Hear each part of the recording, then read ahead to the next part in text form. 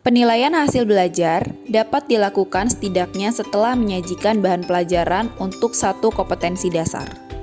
Apabila kompetensi dasar memiliki banyak materi pokok dan uraian, pengukuran dapat dilakukan sesudah satu atau lebih materi pokok tanpa menunggu uraian semua materi pokok yang disajikan. Cara menilai sangat terkait dengan tujuan pembelajaran yang dirumuskan dalam kompetensi dan dapat dikategorikan dalam ranah pengetahuan, afektif, dan psikomotorik. Bentuk penilaian dapat berupa penugasan atau latihan. Penggunaan bahasa. Bahasa dipergunakan sebagai sarana untuk menyampaikan pikiran, gagasan, dan perasaan dari satu orang ke orang lain dengan menggunakan simbol-simbol. Untuk memahami suatu bahasa, perlu mengetahui makna kata dan tata cara menyusunnya. Kemampuan memahami dan menggunakan bahasa dipengaruhi oleh kemampuan berpikir, pengalaman, dan lingkungan. Fungsi utama bahasa adalah sebagai alat komunikasi.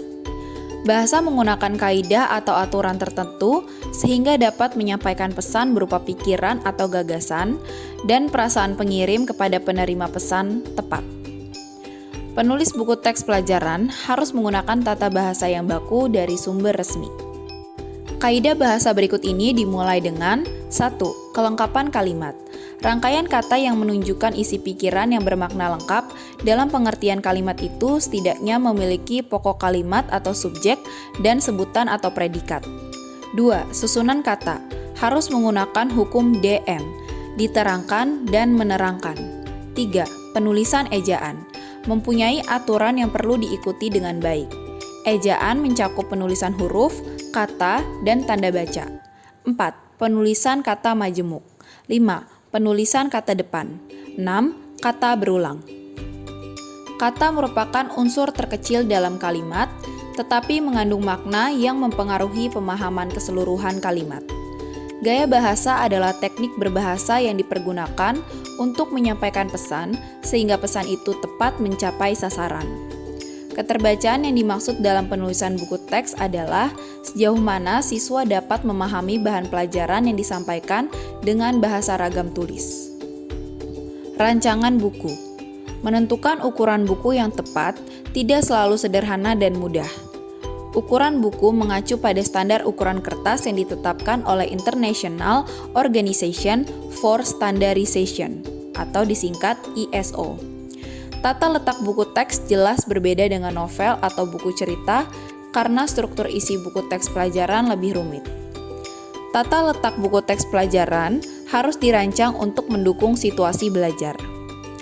Kelemahan buku teks pelajaran yang sering ditemukan yaitu bagian-bagian yang saling terkait secara fungsional tidak ditempatkan konsisten. Ukuran huruf diukur berdasarkan tinggi huruf dan dinyatakan dalam satuan ukuran poin. Dalam merencanakan ukuran huruf, perlu juga diperhatikan besarnya huruf yang dapat menimbulkan masalah terhadap susunan atau tata kalimat. Huruf dikategorikan ke dalam jenis huruf serif dan sans serif. Huruf serif mempunyai kait pada setiap ujung huruf. Huruf sans serif tidak mempunyai kait pada setiap ujung huruf. Spasi memegang peranan penting dalam memperjelas struktur isi teks, sehingga pembaca dapat dengan mudah memahami isi teks secara sistematis. Penggunaan spasi yang konsisten akan membantu pembaca 1. Mengidentifikasi struktur gagasan dalam teks. 2. Menentukan bagian mana yang diperlukan.